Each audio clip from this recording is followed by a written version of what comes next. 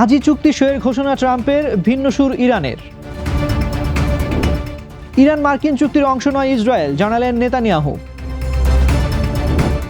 চুক্তির আভাসের মধ্যেও লেবাননে ইসরায়েলি হামলা অব্যাহত। খামেনির দাফন হবে 9 জুলাই।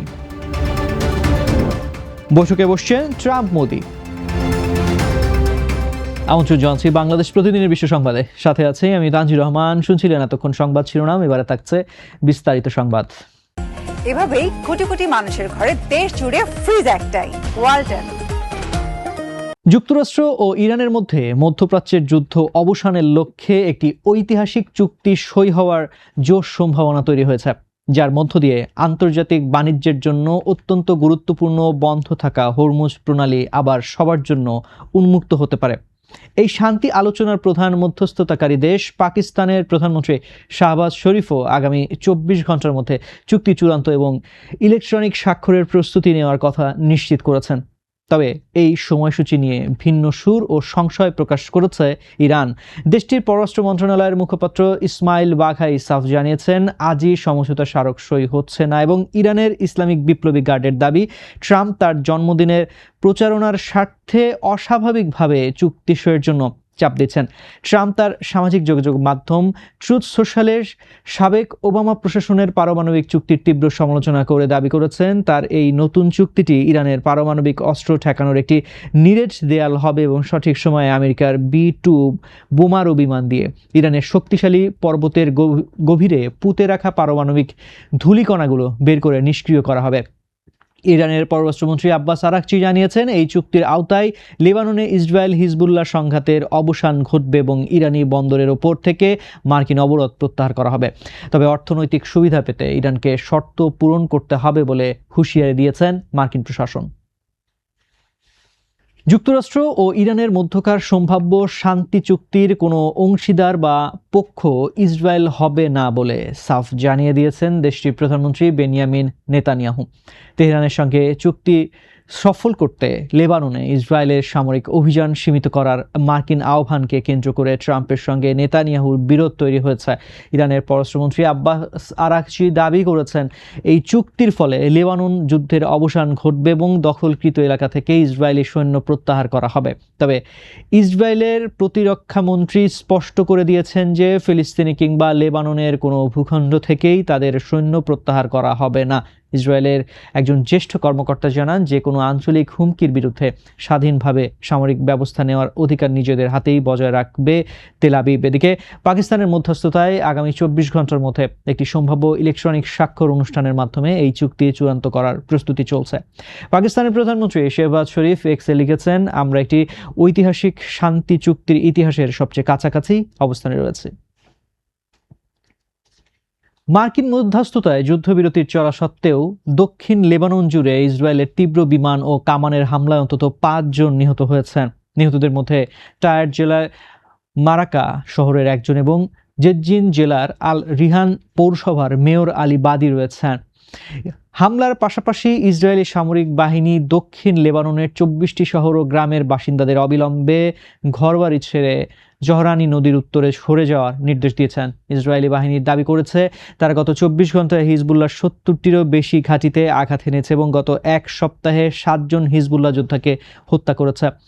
জবাবে হিজবুল্লাহ পাল্টা আক্রমণ চালিয়েছে। তারা একটি ইসরায়েলি ড্রোন ভূপাতিত করার পাশাপাশি হামাস হিল ও খিয়াম এলাকায় ইসরায়েলি সেনাদের লক্ষ্য করে ড্রোন ও ক্ষেপণাস্ত্র ছুড়েছে। এই সংঘাত এমন সময় তীব্র হলো যখন মার্কিন প্রেসিডেন্ট ট্রাম্প এবং পাকিস্তানের প্রধানমন্ত্রী শাহবাজ শরীফ যুক্তরাষ্ট্র ইরান চুক্তি চূড়ান্ত হওয়ার কথা বলছেন। ইরানি গণমাধ্যম জানিয়েছে, এই সম্ভাব্য চুক্তির আওতায় লেবানন সহ সব ফ্রন্টে যুদ্ধাবসানের কথা রয়েছে, যা ইসরায়েলি হামলার কারণে ভেস্তে যাওয়ার আশঙ্কা তৈরি হয়েছে। ইসরায়েল এই চুক্তির পক্ষ না হওয়ায় এবং লেবানন থেকে সেনা প্রত্যাহারের অস্বীকৃতি জানানোয় বৈরুতে শান্তি প্রতিষ্ঠার বদলে উল্টো বিপদের আশঙ্কা করা হচ্ছে। লেবাননের স্বাস্থ্য মন্ত্রণালয়ের তথ্য অনুযায়ী গত 2রা মার্চ থেকে শুরু হওয়া ইসরায়েলি হামলায় দেশটিতে পর্যন্ত অন্তত 3,756 জন নিহত ও 11,632 জন আহত হয়েছেন। এদিকে সামগ্রিক পরিস্থিতিতে লেবাননের প্রেসিডেন্ট জোসেফ আউন দেশবাসীকে সতর্ক করে বলেছেন, লেবানন এখন একটি অত্যন্ত সংকটময় মুহূর্ত পার করছে, যেখানে জাতীয় ঐক্য বজায় রাখা অপরিহার্য। ইরানের প্রয়াত সর্বোচ্চ নেতা আয়াতুল্লাহ আলী খামেনির শেষকৃত্যানুষ্ঠান আগামী ৪ জুলাই রাজধানী তেহরানে শুরু হবে বলে শনিবার দেশটির রাষ্ট্রীয় গণমাধ্যম জানিয়েছে।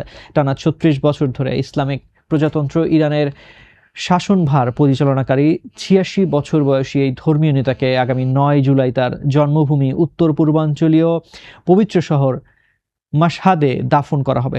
গত ২৮ ফেব্রুয়ারি ইরান জুড়ে চালানো মার্কিন ও ইসরায়েলি বিমান হামলায় প্রথম দিনেই খামেনি তার তেহরানের কার্যালয়ে নিহত হয়েছিলেন। ইসলামী শরীয়ত অনুযায়ী দ্রুত দাফনের নিয়ম থাকলেও চলমান যুদ্ধ পরিস্থিতির কারণে তার এই শেষকৃত্য দীর্ঘ সময় পর অনুষ্ঠিত হতে যাচ্ছে।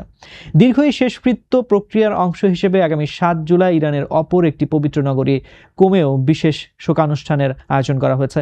খামেনি তার দীর্ঘ শাসনামলে মধ্যপ্রাচ্যে হিজবুল্লাহর মতো প্রক্সি বাহিনী গড়ে তোলার পাশাপাশি ইরানকে একটি শক্তিশালী মার্কিন বিরোধী শক্তি হিসেবে প্রতিষ্ঠিত করেছিলেন। ওই হামলায় খামেনির তেহরানের কার্যালয় সম্পূর্ণ ধ্বংস হয়ে যায় এবং এতে তার ৫৬ বছর বয়সী ছেলে মুজতবা খামেনি আহত হওয়ার পাশাপাশি তার স্ত্রী নিহত হন।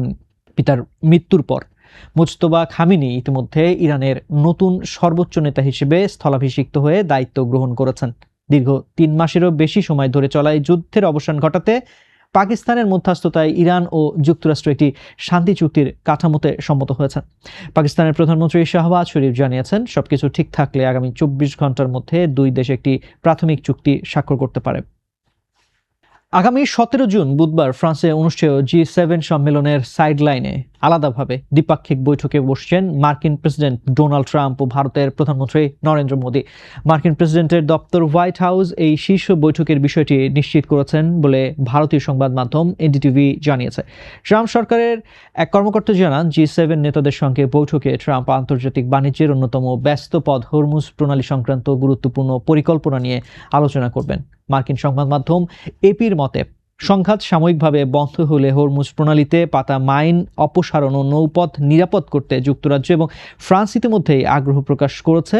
ইরান ও যুক্তরাষ্ট্রের মধ্যে চলমান উত্তেজনা নিরসনে সম্প্রতি একটি চমৎকার সমঝোতা হওয়ার দাবি করেছেন ট্রাম্প, যার ফলে হরমুজ প্রণালী আবারও পুরোপুরি খুলে দেওয়া হতে পারে। তবে চুক্তি চূড়ান্তভাবে সম্পন্ন না হওয়া পর্যন্ত কৌশলগতভাবে অত্যন্ত গুরুত্বপূর্ণ এই নৌপথে মার্কিন নৌ অবরোধ বহাল থাকবে বলে ওয়াশিংটন স্পষ্ট করে দিয়েছে।